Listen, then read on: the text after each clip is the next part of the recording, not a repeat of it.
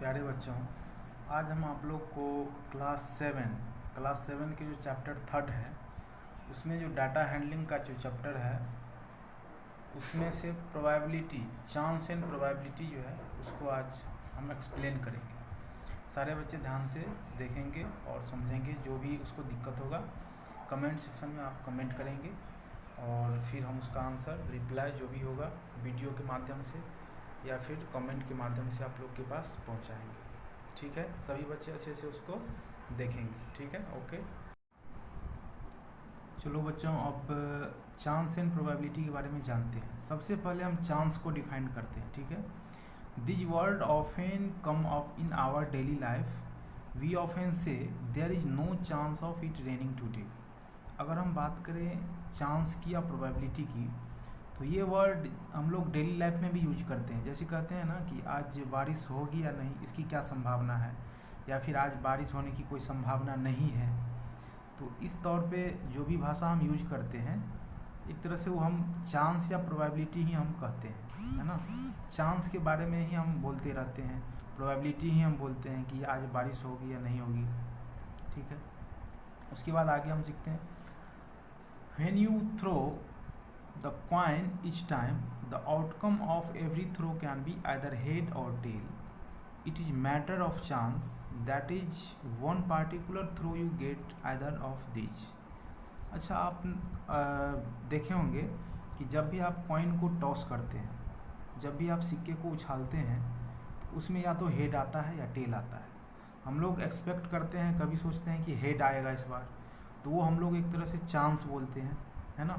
Chance, head आने की क्या संभावना है या हेड आने का क्या चांस है, ऐसे हम लोग यूज करते हैं। या तो हेड आता है या टेल आता है। ठीक है, उसके बाद अगला टर्म है प्रोबेबिलिटी। प्रोबेबिलिटी हम सीखते हैं। प्रोबेबिलिटी तो जनरली अगर हम कहें तो प्रोबेबिलिटी का कोई ऐसा फॉर्मूला आप लोगों के बुक में नहीं दिया हुआ है, फिर भी हम लोग यहाँ पे फॉर्मूला सीखेंगे। लेकिन उससे पहले हम लोग कुछ इसके बारे में जान लेते हैं। Probability, we know that when a coins is thrown it has possible outcomes head और tail, and for a die we have 6 possible outcomes.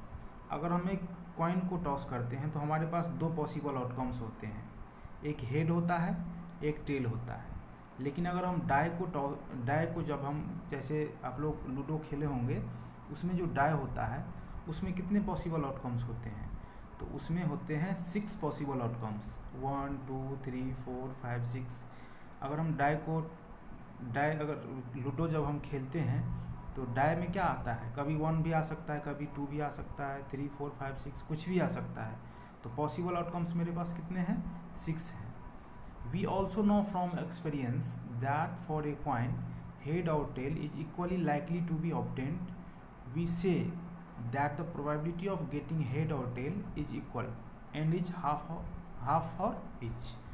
अगर हम कॉइन की बात करें तो जब हम कॉइन को टॉस करते हैं तो इसमें प्रोबेबिलिटी अगर होगा तो क्या होगा, अगर हम पूछें कि हेड आने की प्रोबेबिलिटी क्या होगा, तो आप लोग क्या बोलेंगे, हेड आने की प्रोबेबिलिटी। क्योंकि उस दोनों में तो हेड 1 ही है ना, एक ही हेड है और एक टेल है, तो हेड आने की प्रोबेबिलिटी क्या होगा, हाफ होगा। 2 ही साइड ही हैं उनके, और 2 साइड में से एक हेड है और एक टेल है। हम पूछ रहे हैं हेड आने की क्या प्रोबेबिलिटी है, तो हेड 1 है, और चूंकि टोटल कितने हैं 2, तो इसका जो प्रोबेबिलिटी हो जाएगा क्या हो जाएगा, 1/2। इसी चीज़ को हम लोग यहाँ पे फॉर्मूले के माध्यम से सीखते हैं।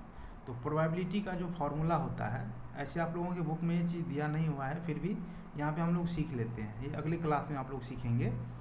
तो प्रोबेबिलिटी निकालने का जो फॉर्मूला होता है वो होता है number of favourable cases divided by total number of cases. यानी जो भी हम चाहते हैं लाना, जो भी आने की संभावना है, जिसका आने का चांस है, उसको हम लोग ऊपर में लिखते हैं, और जो टोटल नंबर ऑफ केसेज है उसको हम लोग नीचे में लिखते हैं। जैसे कि एग्जांपल लेते हैं, एग्जांपल में हम लोग जैसे लूडो खेलते हैं, तो लूडो में जो डाई होता है उसमें अगर हम कहें कि 3 आने की क्या संभावना है, तो 3 आने की क्या संभावना है बताइए आप लोग, 3 आने की क्या संभावना है। 3, क्योंकि डाई में क्या सब होते हैं बताइए, 1 2 3 4 5 और 6 होता है। हम पूछ रहे हैं कि 3 आने की क्या संभावना है। तो बताइए इसमें से 3 कितने हैं, 3 तो 1 ही है ना। यहाँ पे ये फॉर्मूला लगा देंगे, नंबर ऑफ फेवरेबल केसेज, यानी हम क्या लाना चाह रहे हैं, हमको क्या चाहिए, 3 चाहिए। तो 3 इसमें से कितने हैं, तो लिखेंगे n of p equal to 1। चूँकि 3 इसमें 1 है ना, एक ही 3 है, यहाँ पे लिखेंगे 1 divided by total number of cases. Total कितने केसेज हैं इसमें, तो टोटल देखो 1 2 3 4 5 6, तो यहाँ पे हो जाएगा 6। यानी अगर कोई पूछे कि 3 आने की क्या संभावना है, तो 1/6 हो जाएगा। अगर पूछे 5 आने की क्या संभावना है या क्या प्रोबेबिलिटी है, तो वो भी 1/6 होगा। 4 आने की क्या प्रोबेबिलिटी है, वो भी 1/6 होगा। यानी हम इस फॉर्मूले के माध्यम से बहुत इजी वे में किसी का भी प्रोबेबिलिटी हम लोग निकाल सकते हैं। और कुछ इम्पोर्टेंट चीज़ है जो हम आप लोग को अभी जस्ट बताएंगे। उसमें से पहला चीज़ है event that have many possibilities can have probability between 0 and 1। इस बात को आप लोग ध्यान रखेंगे, ये 3 बातें इंपॉर्टेंट हैं, इस चीज़ को आप लोग ध्यान रखेंगे। प्रोबेबिलिटी में हमेशा इसका यूज होता है, हम लोग इसी से आगे थिंक करते हैं कि क्वेश्चन पे किस तरह से अप्रोच लिया जाए। तो event that have many possibilities can have probability between 0 and 1। वैसी घटना या वैसा इवेंट जिसमें बहुत सारे पॉसिबिलिटीज बनते हैं, तो उसमें प्रोबेबिलिटी कहाँ से कहाँ के बीच में होगा, 0 से लेकर के 1 के बीच में ही होगा। प्रोबेबिलिटी कभी भी 0 से 1 तक, 0 से लेकर के 1 तक या तो 0 हो सकता है या 1 हो सकता है या 0-1 के बीच में हो सकता है। ठीक है, कब ऐसा होगा, जब मैनी पॉसिबिलिटीज होगा, बहुत सारे पॉसिबिलिटीज। जैसे कि उसमें से कुछ खास स्पेशल केस है, those event which have no chance of happening have probability 0।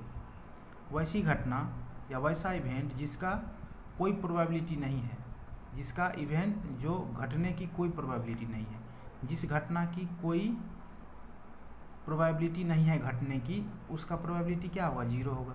यानी जो घटना घटेगा ही नहीं, जो होगा ही नहीं, वो क्या होगा, उसका प्रोबेबिलिटी 0 होगा।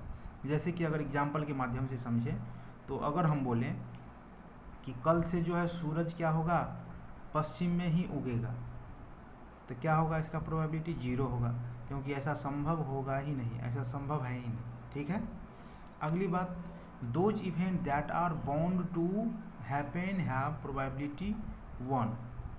यानी जिस घटना की घटने की संभावना कन्फर्म हो, यानी जो चीज़ कन्फर्म होगा उसकी प्रोबेबिलिटी क्या होगा, 1 होगा। जैसे कि एग्जाम्पल से इसको समझें, तो हम कहेंगे कि कल सुबह में सूर्योदय पूरब दिशा में होगा, तो ये क्या है, कन्फर्म है कि ऐसा होगा ही होगा।